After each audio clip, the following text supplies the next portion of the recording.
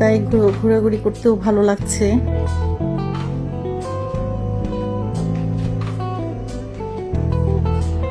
আসসালামু আলাইকুম।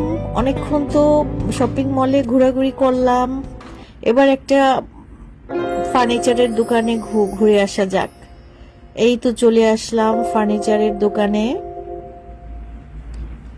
হংকংয়ের ফার্নিচারের দোকানগুলো ঠিক এরকম থাকে না। এখন আমি যেই ফার্নিচারের দোকানে আছি আরেকটু ডিফারেন্ট থাকে, বাট এই দোকানটা একটু অন্যরকম।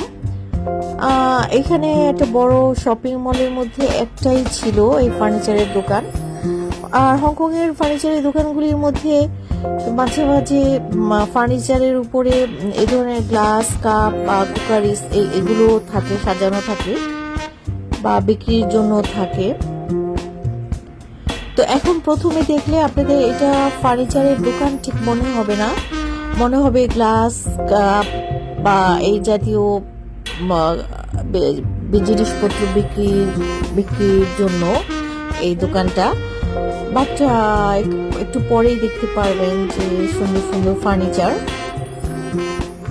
খুব ভালো লাগে হংকংয়ের ফার্নিচারের দোকানগুলি দেখতে, খুব ভালো লাগে, খুবই সুন্দর, খুবই মনোমুগ্ধকর, খুব সাজানো গুছানো থাকে, মনেই হয় না ফার্নিচারের দোকান। এই যে দেখেন সোফা দেখা যাচ্ছে, এটাকে মনেই হচ্ছে কি ফার্নিচারের দোকান। বা এখানে তো মনে হবে না, এটা একটু ডিফারেন্ট টাইপের। কি অসাধারণ সুন্দর এই যে এই গ্লাসগুলো, এগুলো মনে হয় ফুলদানি বা এই জাতীয় কিছু হবে, এত সুন্দর কি বলবো। আর হ্যাঁ, যেটা বলছিলাম ফার্নিচারের দোকান গুলো যেগুলি, এটা তো একটু ডিফারেন্ট টাইপের ফার্নিচারের দোকান।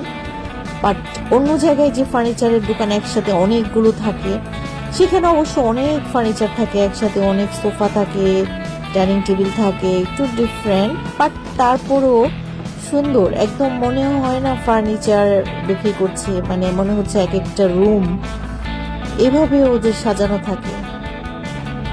আর এখানে তো আর একটু অন্যরকম, মানে মোট কথা ওদের ফার্নিচারের দোকানে ঘুরতে অনেক ভালো লাগে। বিশেষ করে বড় বড় মলের মধ্যে, যেমন এই ফার্নিচারের দোকানটা একটাই ছিল ওই মলটার মধ্যে। এরকম অনেক বড় বড় মলের মধ্যে একটা থাকে, সেগুলো একটু ডিফারেন্ট টাইপের হয়, যেমন এইটা। বাট অনেক শপিং মলে আছে একসাথে অনেক ফার্নিচারের দোকান, সেগুলি আরেকটু ডিফারেন্ট। সেখানে অনেক বেশি সোফা থাকে, সেগুলো সাজানো গোছানো থাকে, মনে হয় যে একটা কিচেন